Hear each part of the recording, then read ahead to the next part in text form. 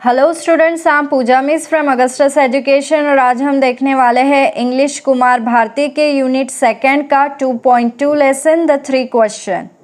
The three question यानी कि 3 सवाल। ये स्टोरी लियो टॉल्स्टॉय ने लिखी थी। लियो टॉल्स्टॉय रशियन नेशनलिटी से बिलोंग करते थे। लियो टॉल्स्टॉय का जन्म 1828 में यज़नाया पोलियाना रशिया में हुआ था और उनकी डेथ 1910 में लेव टॉल्स्टॉय रशिया में हुई थी। लियो टॉल्स्टॉय एक रशियन राइटर थे। राइटर बनने से पहले वो एक फार्मर भी थे और जंकर थे आर्मी में। जंकर का मतलब होता है वॉलंटियर की सर्विस पर काम करना मिलिट्री में, जिन्हें अभी तक के सभी बड़े नामचीन मशहूर राइटर्स में से एक माना जाता है। लियो को अपनी पहली सफलता के लिए बहुत प्रशंसा मिली थी अपने 20s में। 20s मतलब एक ऐसा पीरियड जब उनकी उम्र 20 या 29 के बीच की थी। ये सफलता उन्हें अपनी सेमी ऑटोबायोग्राफी लिखने के लिए मिली थी। सेमी ऑटोबायोग्राफी मतलब उनकी हाफ लाइफ हिस्ट्री जो खुद उन्होंने लिखी थी। ये ऑटोबायोग्राफी ट्रायलॉजी थी, यानी कि एक ऐसी किताब जो 3 नॉवेल्स में डिवाइडेड थी, जिसके 3 हिस्से थे। पहला हिस्सा था चाइल्डहुड का यानी कि बचपन का, जिसमें लियो ने अपने चाइल्डहुड मेमोरीज के बारे में बताया था। दूसरा हिस्सा था बॉयहुड का यानी कि बालपन का, जब वो अपना टीनेज एंजॉय कर रहे थे एज अ बॉय। तीसरा हिस्सा था यूथ का यानी कि एक यंग मैन का। हम जो स्टोरी देखने जा रहे हैं द थ्री क्वेश्चन, ये एक पैराबल स्टोरी है। पैराबल यानी कि छोटी सी कहानी जिससे हमें कुछ अच्छा सीखने को मिलता है। इस कहानी में हम कुछ ह्यूमन कैरेक्टर्स से मिलने वाले हैं, जैसे कि एक राजा से, एक अंगरक्षक से, एक सन्यासी से और एक राजा के दुश्मन से। इस कहानी में एक राजा बताया गया है जो बहुत चिंतित था। उसे जवाब चाहिए था उन 3 सवालों का जिसे वो अपने ज़िंदगी में ज़रूरी समझता था।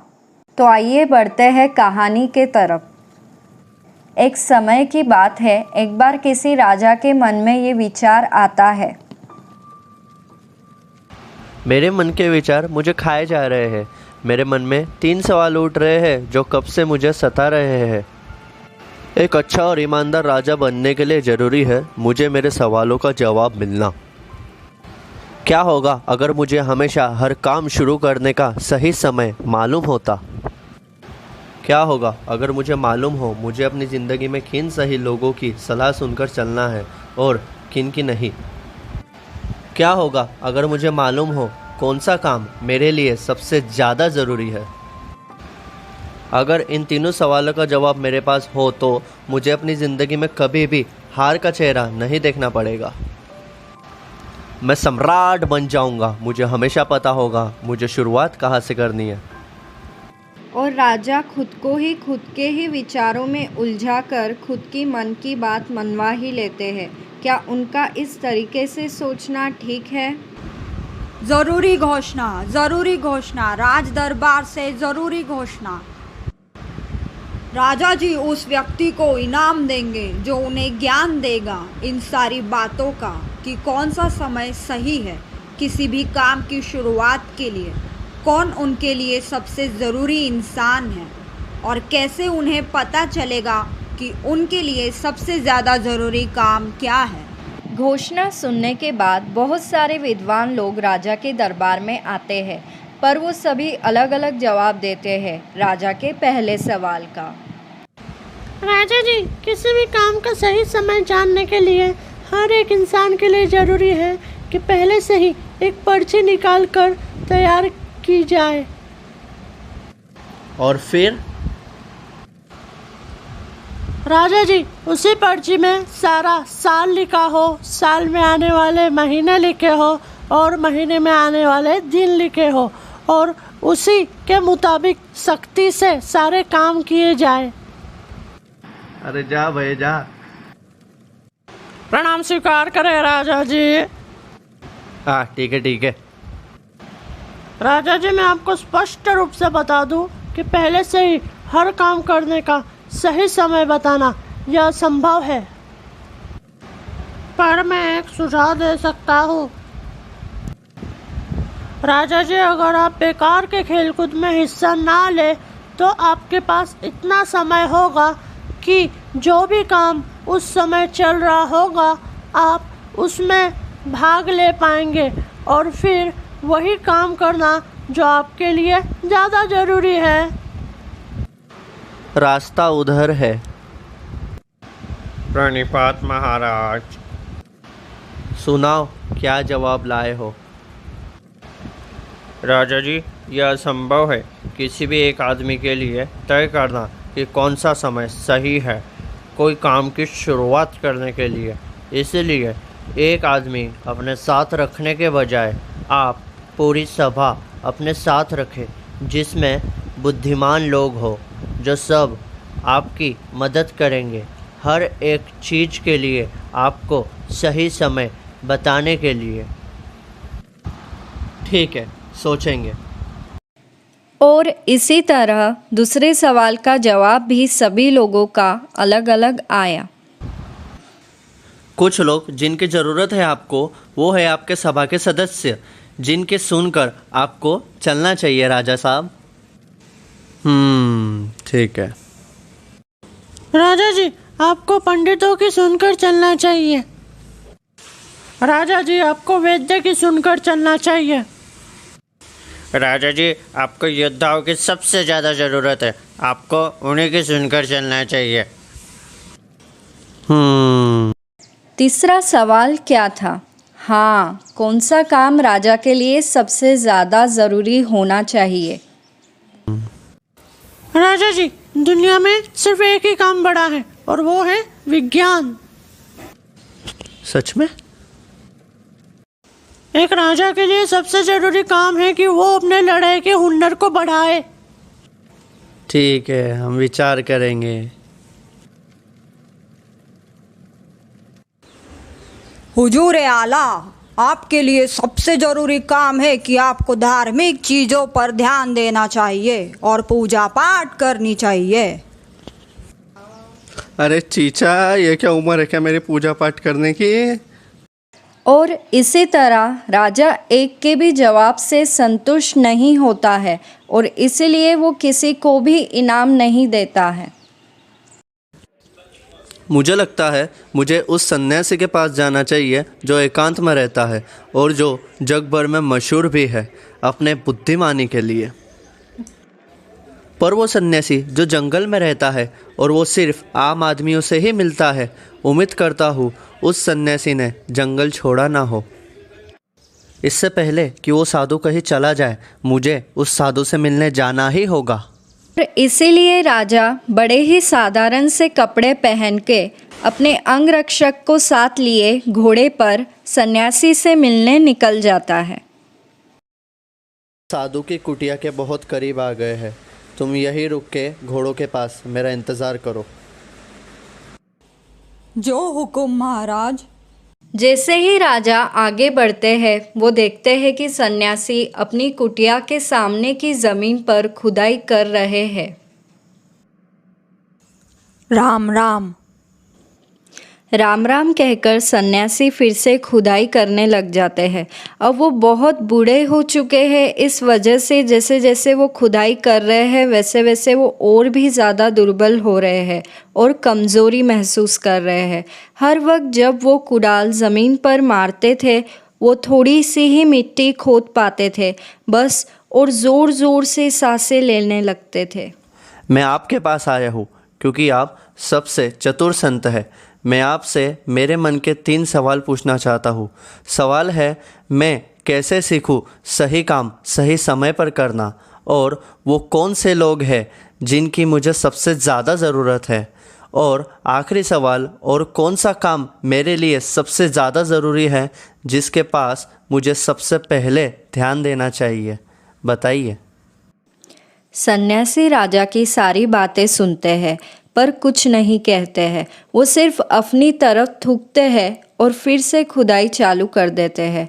राजा उन्हें चुपचाप देखते हैं कुछ देर के लिए, फिर राजा को उन पर दया आ जाती है। आप बहुत थक चुके हैं, लाइए अपनी कुदाल मुझे दीजिए, मैं कुछ देर आपके लिए काम कर लेता हूँ। सन्यासी बड़ी ही शांति के साथ कुदाल राजा के हाथ में थमा देते हैं। मैंने 2 खड्डे खोद दिए हैं, क्या अब आप मेरे सवालों का जवाब देंगे? फिर से सन्यासी राजा को कोई जवाब नहीं देते हैं, पर बाहर आकर कहते हैं, लाओ कुदाल मुझे दो, जाओ कुछ देर आराम कर लो, जब तक मैं कुछ काम कर लेता हूँ। पर राजा सन्यासी को कुदाल नहीं देते हैं और वापस खुदाई करने लग जाते हैं। 1 घंटा बीत जाता है और फिर दूसरा भी। जंगल के घनी झाड़ियों के बीच से सूरज डूबते हुए दिखाई देने लगता है और राजा आखिरी में कुदाल को जमीन में डालकर पूछते हैं, मैं आपके पास आया क्योंकि मुझे लगा आप जानकार हैं, मुझे मेरे मन में चल रहे प्रश्नों का जवाब देंगे। पर आप मेरे किसी भी प्रश्न का जवाब नहीं देना चाहते तो कृपया करके मुझे बता दें, मैं वापस अपने घर चला जाऊंगा। बचाओ, कोई तो बचाओ, कोई तो मदद करो मेरी। राजा जैसे ही आवाज़ सुनते हैं वो पीछे मुड़कर देखते हैं। उन्हें एक लंबी घनी दाढ़ी वाला आदमी जंगल की ओर से उनके तरफ बढ़ते हुए दिखाई देने लगता है। उस आदमी के पेट में घाव हुआ था जिसमें से खून बह रहा था। खून के बहाव को रोकने के लिए वो अपने दोनों हाथों से अपने पेट को दबा रहा था। अरे ये क्या, ये आदमी तो बेहोश हो गया, अब क्या करें सन्यासी जी? चलो जल्दी से इसके कपड़े उतारने में मेरी मदद करो। इसके पेट में बड़ा घाव हो गया है, हमें जल्दी ही कुछ करना पड़ेगा। मैं इसके घाव धो देता हूँ। सन्यासी जी, क्या आप मुझे अपना रुमाल देंगे ताकि मैं इसके घाव पर बांध सकूं? पर मैं क्या करूं स्वामी जी, इस आदमी का खून बहना तो बंद ही नहीं हो रहा है। मुझे लगातार इसकी खून से भरी हुई पट्टियों को बदलना होगा और फिर से धोकर उन पट्टियों को वापस बांधना होगा। शुक्रिया परमेश्वर, इस आदमी का खून बहना रुक गया। अरे ये तो होश में आ रहा है। तुम्हें कुछ चाहिए? कुछ चाहिए हो तो बताओ। पानी पिला दो। हाँ, मैं अभी तुम्हारे लिए पानी लेकर आता हूँ। और इस दौरान रात होने की वजह से वातावरण ठंडा हो जाता है। सन्यासी जी, आप मेरी मदद करिए इस आदमी को कुटिया में ले जाने के लिए। सो जाओ, तुम्हें अच्छा लगेगा। मैं भी बहुत थक गया हूँ, मुझे भी सो जाना चाहिए। सुबह हो जाती है। जब राजा की आँख खुलती है तो उसे थोड़ा वक्त लगता है सारी कल की बातें याद आने में, जैसे वो यहाँ इस कुटिया में कहाँ से आया और वो अजनबी लंबी दाढ़ी वाला आदमी कौन है जो उसके बाजू में सोया है, जो एक टक लगाकर राजा को घूर रहा है। मुझे माफ़ कर दो। मैं आपको जानता तक नहीं। मेरे पास आपको माफ़ करने के लिए कोई वजह ही नहीं। तुम मुझे नहीं जानते, पर मैं तुम्हें जानता हूँ। मैं तुम्हारा दुश्मन हूँ। मैंने अपने आप को कसम दी थी कि मैं तुमसे बदला लूँगा, क्योंकि तुमने मेरे भाई को मारा और उसकी सारी संपत्ति जब्त कर ली। मुझे पता था कि तुम सन्यासी से मिलने अकेले ज़रूर आओगे, और मैंने फैसला किया कि जब तुम वापस लौटोगे तब मैं तुम्हें रास्ते में ही मार डालूँगा। इसलिए मैं तुम्हारा पीछा कर रहा था कि तुम सामने आओ और मैं तुम पर हमला करूं, पर तुम्हारे अंगरक्षक के ध्यान में आ गया और उसने मुझे पहचान लिया। इससे पहले कि मैं वहां से भागूं, उसने मुझे जख्मी कर दिया। पर मैं कैसे तो भी वहां से बच निकला। मेरा खून बहुत ज़्यादा बह चुका था। अगर तुम मेरी ठीक समय पर मलहम पट्टी नहीं करते तो मैं मर सकता था। मैं तो तुम्हें मारने की इच्छा लेकर आया था और तुमने मेरी जान बचाई, और अगर अब मैं ज़िंदा हूँ तो सिर्फ तुम्हारी वजह से। तुम्हारी इजाज़त हो तो मैं अब हमेशा हमेशा के लिए तुम्हारी सेवा करूँगा, जब तक मेरी ये जान है। राजा ये सब सुनकर खुशी के वजह से उछल पड़ता है कि उसने कैसे अपने दुश्मन के साथ कितनी आसानी से शांति बना ली और अपने दुश्मन को दोस्त के रूप में पा लिया। मैंने तुम्हें माफ़ किया। मैं अपने कुछ आदमी और अपने वैद्य को तुम्हारी सेवा करने के लिए यहाँ शीघ्र ही तुम्हारे पास भेजता हूँ, और अब मुझे निकलना होगा। सन्यासी जी कहाँ गए? क्यों न जाने से पहले एक बार मैं अपने सवालों के जवाब के लिए उनसे एक बार भीख मांग लूँ। सन्यासी अपनी कुटिया के बाहर थे। अपने घुटनों पर, जो कि बीज बो रहे थे उन गड्ढों में जो एक दिन पहले उन्होंने खोदे थे। सन्यासी जी, मैं आखिरी बार आपसे हाथ जोड़कर प्रार्थना करता हूँ, कृपया मेरे सारे सवालों का जवाब दे दीजिए। तुम्हें तुम्हारे सवालों का जवाब मिल चुका है राजा। इसका क्या मतलब है? मैं समझा नहीं। क्या तुमने देखा नहीं? अगर कल तुम मेरी कमज़ोरी पर दया नहीं दिखाते और यहाँ मेरे पास रुककर खुदाई नहीं करते तो शायद तुम अपने रास्ते वापस चले जाते और वहाँ वो आदमी जो तुम्हारा छुपकर इंतज़ार कर रहा था तुम्हें पकड़कर तुम्हें मार देता। बाद में सबसे कीमती समय था जब तुम उस आदमी की सेवा कर रहे थे और अगर तुम उसके घाव को बांधते नहीं तो वो शायद मर जाता बिना तुम्हारे साथ शांति बनाए। तो उस वक्त वो तुम्हारे लिए तुम्हारी ज़िंदगी में सबसे ज़रूरी इंसान था और जो भी तुमने उस आदमी के लिए किया वो तुम्हारा सबसे ज़रूरी काम था। इतनी बात ध्यान में रखना, हमारे लिए एक ही समय महत्व रखता है और वो समय है अभी का, क्योंकि यही वो समय है जब हम कुछ कर सकते हैं, जब हमारे हाथों में सत्ता होती है, ताकत होती है कुछ कर दिखाने की। और तुम्हारे लिए सबसे कीमती आदमी वो है जिसके साथ तुम अभी हो, क्योंकि तुम भी नहीं जानते उस आदमी के साथ तुम्हारा भविष्य में वापस मिलना लिखा है या नहीं। और सबसे ज़रूरी काम है कि जो तुम्हारे साथ अभी है उस आदमी का अच्छा कर दो, उसका काम सफल कर दो, क्योंकि इसी उद्देश्य से हम सब इस दुनिया में आए हैं। हमें ये कीमती ज़िंदगी मिली है। और यहाँ पर हमारा लेसन फिनिश होता है। तो आइए अब देखते हैं हार्ड वर्ड्स के कुछ मीनिंग।